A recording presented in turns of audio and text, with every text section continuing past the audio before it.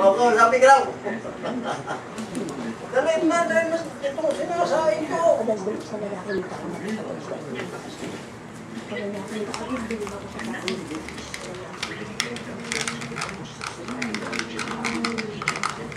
Hello.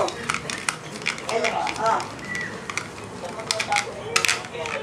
Ay, ba't pinatago? Alam niya yun. Sabi ko, pag ano kunin nyo lang dito, alam mo naman si Bertin mapag-anuhin daw. Ay, hindi ko alam yun. Ay, ito naman na.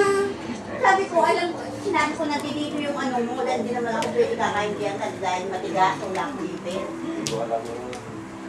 Ano, lang si Bertin. Hindi nandiyan lang sa may antinabi ko lang doon. Sinabi ko man nandito. Oo. Okay. Oh,